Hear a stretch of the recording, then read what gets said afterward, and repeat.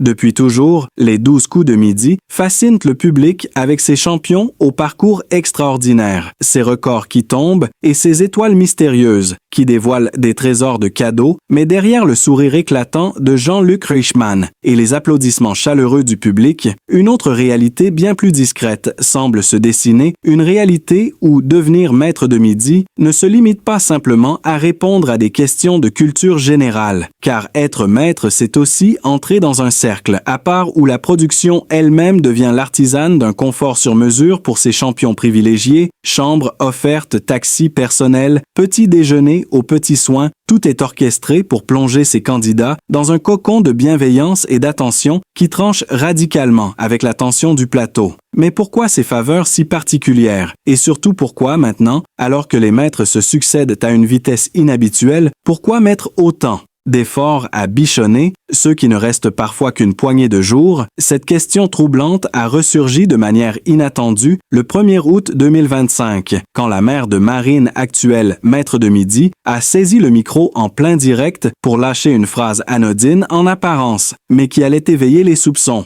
C'est vraiment un rêve qu'on vit là, depuis ces quelques jours avec vous. Jean-Luc, c'est le top, un simple remerciement ou une révélation involontaire d'un système plus complexe qu'il n'y paraît. Car ce jour-là, Marine vivait sa 5e participation, entourée de petites attentions. Mais ce jour-là aussi, elle allait perdre son titre subitement, comme si son conte de fées avait été brusquement écourté, laissant planer une ombre sur les raisons de cette défaite express, alors que tout semblait fait pour qu'elle poursuive son ascension. Et si les coulisses de l'émission cachèrent des mécaniques bien huilées, où le destin des champions n'était pas seulement dicté par leur connaissance, mais aussi par des choix stratégiques bien plus opaques qu'on ne l'imagine, c'est cette face cachée que nous allons explorer à travers des témoignages inédits, des détails troublants et des révélations que la production préfère garder dans l'ombre. Ce que personne ne savait ce 1er août 2025, c'est que Marine, quelques heures avant son élimination, avait été conviée discrètement dans une loge loin des regards, où l'attendait un membre de la production,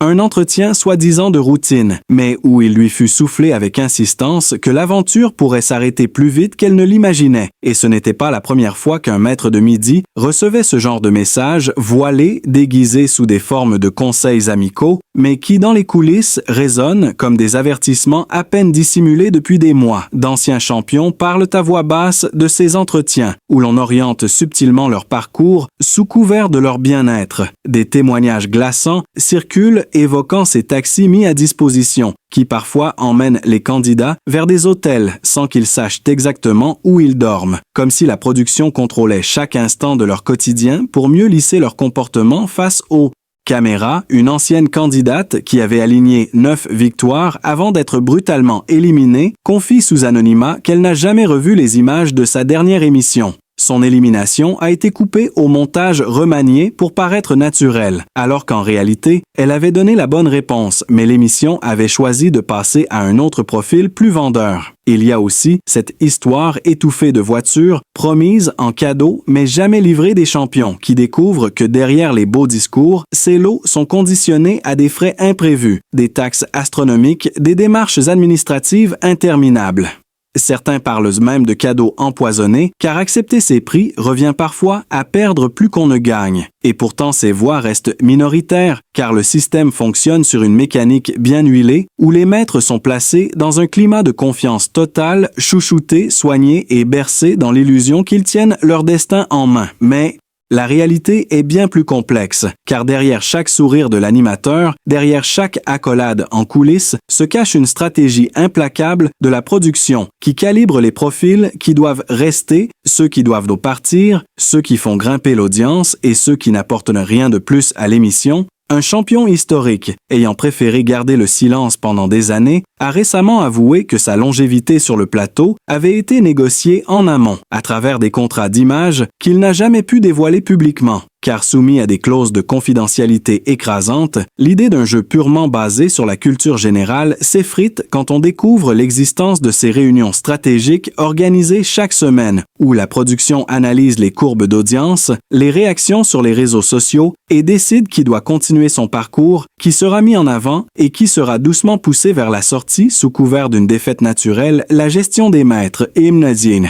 de midi devient alors une véritable mise en scène, où chaque candidat est un pion d'une partie d'échecs savamment orchestrée. Marine n'était qu'un exemple de plus, une maître parfaitement dans l'air du temps, jeune dynamique, attachante, mais dont le profil ne semblait plus suffisant pour maintenir l'intérêt du public. La décision de son élimination avait probablement été prise avant même qu'elle n'entre sur le plateau ce jour-là, et la mise en scène de son départ n'était qu'un chapitre de plus dans la grande comédie silencieuse que la production mène en coulisses. Certaines fuites parlent même de tableaux d'affichage interne où les noms des futurs maîtres circulent déjà avec des estimations de durée de leur règne ajustées semaine après semaine selon les impératifs de programmation. Alors quand Jean-Luc Reichmann multiplie les gestes de tendresse, les attentions, les échanges complices, il devient difficile de démêler ce qui relève de la sincérité et ce qui n'est que le prolongement d'une mécanique bien huilée, car après tout, dans ce jeu où chaque sourire est calibré, chaque émotion est scénarisée et chaque défaite est potentiellement programmée. Peut-on encore parler de hasard ou de mérite?